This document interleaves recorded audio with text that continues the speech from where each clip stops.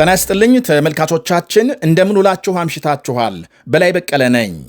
በኢራንና አሜሪካ መካከል ወሳኝ የተባለ ድርድር በጄኔቭ ስዊዘርላንድ እየተካሄደ መሆኑ ሲነገር፣ አሜሪካም እንዲፈጸም ያቀረበችው ጥያቄ ለበርካታ ወገኖች የዱብዳ ያህል ተቆጥሯል።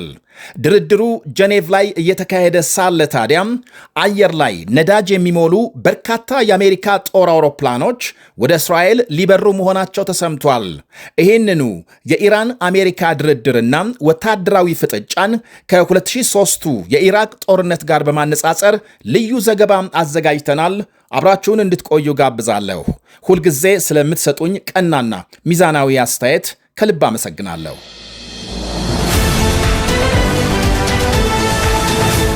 በኢራንና አሜሪካ መካከል ወሳኝ የተባለ የኒኩሌር ንግግር በጄኔቭ ስዊዘርላንድ እየተካሄደ ባለበት ሁኔታ 11 ተጨማሪ የአሜሪካ ነዳጅ ጫኝ የጦር አውሮፕላኖች ወደ እስራኤል ሊበሩ መሆኑ ተሰምቷል።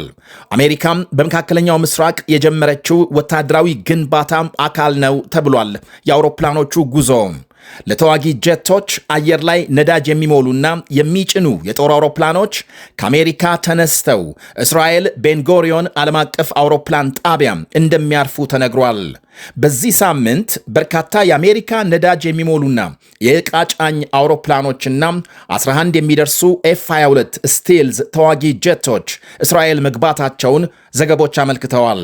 ቀደም ሲል ኤፍ-35ን ጨምሮ ከ15 በላይ የአሜሪካ ተዋጊ ጀቶች መካከለኛው ምስራቅ ሲገቡ በመቶዎች የሚቆጠሩ የዕቃ ጭነት በረራዎች መካሄዳቸውን መረጃዎቹ አሳይተዋል። የኢራን አሜሪካ ድርድር በጄኔቭ ስዊዘርላንድ እየተካሄደ መሆኑ ሲነገር፣ ኢራን 3 ዋነኛ የኒኩሌር ጣቢያዎቿን እንድትዘጋና ቀሪ የዩራኒየም ምርቷን በሙሉ ለአሜሪካ እንድታስረክብ ዋሽንግተን መጠየቋም እየተነገረ ነው። ፎርዶ፣ ናታንዝና ኢስፋሃን የተባሉ የኒኩሌር ጣቢያዎቿን እንዲሁም ከኢራን ጋር የሚደረስ ማንኛውም የኒኩሌር ስምምነት በተወሰነ ጊዜ የሚያበቃ ሳይሆን ለዘላለም የሚጸና እንዲሆን የአሜሪካ ተደራዳሪዎች ሳይጠይቁ እንደማይቀር ዎል ስትሪት ጆርናል ባለሥልጣናትን ጠቅሶ ዘግቧል። በቀድሞ ፕሬዝዳንት ባራክ ኦባማ ዘመን የተፈረመውን የ2015 የኒኩሌር ስምምነት የሚተካ ነው ተብሏል። በሌላ በኩል በኦማን ውጭ ጉዳይ ሚኒስትር መሪነት እየተካሄደ ያለው የሁለቱ ሀገሮች ንግግር ለ3 ሰዓታት ያህል ከተቋረጠ በኋላ እንደገና መቀጠሉ ታውቋል።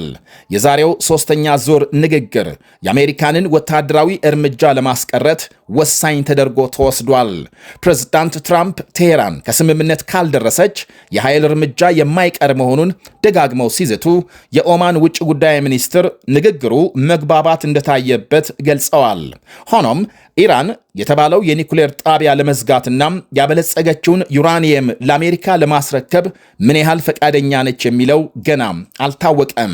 በውጭ ጉዳይ ሚኒስትር አባስ አራክቺ የሚመራው የኢራን ቡድንና የአሜሪካ ልዩ ልዑክ ስቲቭ ዊትኮፍ የሚመሩት የአሜሪካ ተደራዳሪ ቡድን ዛሬም ከአንድ አይነት ስምምነት ካልደረሱ ምን ሊከተል እንደሚችል በርካታ ወገኖች የየራሳቸውን ግምት እየሰጡ ናቸው። እስራኤልና አሜሪካም ኒኩሌር ጦር መሳሪያ በድብቅ ለመገንባት እየሞከረች ነው በማለት ለ10 ዓመታት የወነጀሏትን ኢራን አሁን በውስጥ ያጋጠማትን አለመረጋጋት በመጠቀም ሊመቷት እንደተነሱ የተለያዩ ሀገሮች እምነት ነው። ፕሬዝዳንት ዶናልድ ትራምፕ ከትላንት በስቲያም ለሁለቱም ምክር ቤቶቻቸው ባሰሙት ንግግር በኢራን ላይ የኃይል እርምጃ አይቀሬ መሆኑን በግልጽ አመላክተዋል። በዝርዝር ባያስቀምጡም ኢራን አሜሪካ የሚደርሱ ሚሳኤሎች እየገነባችና የኒኩሌር ፕሮግራሞቿን እንደገና ለመጀመር እየሞከረች ነው ሲሉ ከሰዋል። ባለፈው ሰኔ በእስራኤል ጥቃት የተመቱባትን የኒኩሌር ጣቢያዎች እናም የዓለማችን ቁጥር 1 ሽብር ደጋፊና አቀጣጣይ የኒኩሌር ጦር መሳሪያ ባለቤት እንድትሆን በፍጹም አልፈቅድም ብለዋል። 3ቱ ኒኩሌር ጣቢያዎች በሰኔው የተቀናጀ ጥቃት መውደማቸውንና ዩራኒየም የማበልጸግ እንቅስቃሴዋም ቆሞ እንደነበር ገልጸዋል። ሆኖም የወደሙትን ጣቢያዎች ለዓለም አቀፉ የአቶሚክ ኃይል ኤጀንሲ አላሳይም ማለቷ በተለያዩ ወገኖች ዘንድ ጥርጣሬ አሳድሮ ቆይቷል። ለትራምፕ ንግግር ምላሽ የሰጠው የኢራን ውጭ ጉዳይ ሚኒስቴር የኒውክሌርና የሚሳኤል ፕሮግራሙን በተመለከተ ያሰሙትን ክስ ትልቅ ውሸት ነው ሲል አስተባብሏል። በ2003 እንደ ፈረንጆቹ አቆጣጠር የወቅቱ ፕሬዝዳንት ጆርጅ ቡሽ በኢራቅ ላይ እርምጃ ለመውሰድ ጅምላ ጨራሽ ጦር መሳሪያን በዚሁ ምክር ቤት ፊት በምክንያትነት ሲያቀርቡ ከ23 ዓመታት በኋላ ዛሬም በተመሳሳይ ስፍራ ትራምፕ ኢራንን ለመምታት የኒኩሌር መሳሪያን ምክንያት አድርገው ማስቀመጣቸውን ታዛቢዎች ይጠቅሳሉ። አንድ አይነት ትረካ በ1980 ለ8 ዓመታት በዘለቀው የኢራን ኢራቅ ጦርነት አሜሪካም ትደግፋቸው የነበሩት የኢራቅ መሪ ሳዳም ሁሴን ከአልቃይዳው ኦሳማ ቢንላደን ባለፈ የዋሽንግተን ቁጥር 1 ጠላት የሆኑበት ታሪክ ዛሬ በኢራን ጠቅላይ መሪ አያቶላህ አሊ ካማኒ ላይ ተደግሟል። ያኔ ከኢራቅ ጋር የተደረገውንና ከሚሊዮን የሚልቅ ሕዝብ የፈጀውን ጦርነት የመሩት አያቶላህ አሊ ካማኒ ናቸው። የኢራቅም ሆነ አሁን ከኢራን ጋር የተፈጠረው ውጥረት መሰረቱ ወይም ምክንያቱ ግነት የተሞላበት ነው ይላሉ ለአልጀዚራም አስተያየት የሰጡ የፖለቲካ ተንታኝ። የ2003ቱ መረጃም ከውሸት ጋር እንዲጣጣም ተደርጎ ሲዘጋጅ የአሁኑ የመረጃ ፍሰትና ድምዳሜ ደግሞ ራሳቸው ፕሬዝዳንቱ ከሚሉት ጋር የሚጣረስ እንደሆነም ይገልጻሉ። ትራምፕ በምክር ቤት ንግግራቸው ቴሄራን የአሜሪካ መሬቶችን ለመምታት ኒኩሌር መልሳ እየገነባች ነው ሲሉ የዋይት ሃውስ ቃል አቀባይ ካሮላይን ሌቪት የሰኔው ዘመቻም የኢራንን ኒኩሌር ጣቢያዎች ማውደሙን ተናግረዋል። ከቀናት በፊት ግን የራሳቸው የትራምፕ ልዩ ልዑክ ስቲቭ ዊትኮፍ ኢራን የኒኩሌር ቦምብ በእጇ ለማስገባት የሳምንት ጊዜ እንደቀራት የሰጡትን የሚጋጭ ንግግር ለአብነት አንስተዋል። ይህ የመረጃ መጣረስ ሊወስዱ ያቀዱት ወታደራዊ እርምጃም ፍትሐዊ አለመሆኑን ወይም ትክክለኛ ምክንያት እንደሌለው ማሳያ ነው ብለዋል የፖለቲካ ተንታኙ። በ2003 ፕሬዝዳንት ጆርጅ ቡሽ ወደ ኢራቅ ለመዝመት ሳዳም ሁሴን ጅምላ ጨራሽ ጦር መሳሪያ ታጥቀዋል ለሚለው ምክንያታቸው ቢያንስ የመስከረሙ የአሜሪካ ሽብር ጥቃት በቂ ትርፍ ሲያስገኝላቸው፣ ትራምፕ ግን ምንም ማሳመኛ የላቸውም። ኢራን የአሜሪካንን ከተሞች አልመታችምና። ስለዚህ ኢራን አሜሪካ የሚደርስ ባለስቲክ ሚሳኤል እየገነባች በመሆኑ ቀጥተኛ ስጋታችን ናት የሚል ሰበብ በማቅረብ የህዝባቸውን ድጋፍ ለማግኘት ሞክረዋል ባይ ናቸው ተንታኙ።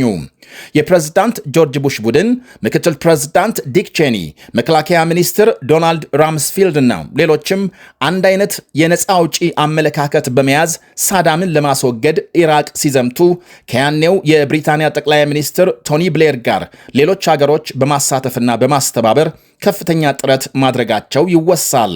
አሁን በ2026 ትራምፕ የሀገሮች ጥምረት ከመፍጠር ይልቅ ሀገራት እንዲርቁና ጥላቻ እንዲያድርባቸው በማድረግ ላይ አተኩረዋል። በአውሮፓ ህብረት ላይ የጣሉት ታሪፍና ግሪንላንድን በኃይል የመያዝ ሙከራቸው ለምሳሌ የአውሮፓ ሀገሮች በጥርጣሬ እንዲመለከቷቸው አድርጓል። እናም አሁን በኢራን ጉዳይ ከእስራኤል በስተቀር ከጎናቸው የሚቆም አንድም ሀገር አልተገኘም። ለዚህ ደግሞ የአሜሪካ ጦር ሰፈር ያለባቸው ሀገሮች ሳይቀሩ በኢራን ላይ ለሚፈጸም ድብደባ የአየር ክልላቸውን እንኳን ለመክፈት ፈቃደኛ አለመሆናቸውን ለማሳያ መጥቀስ ይቻላል። በመሆኑም ትራምፕና የእስራኤል ጠቅላይ ሚኒስትር ቤንያሚን ኔታንያሁ ያቀዱት ወታደራዊ ድብደባ መጨረሻው የት ላይ እንደሚሆን ባይታወቅም ለሰላም ስምምነት ቅድሚያ እንዲሰጥ የአውሮፓና የመካከለኛው ምስራቅ ጥያቄ ነው።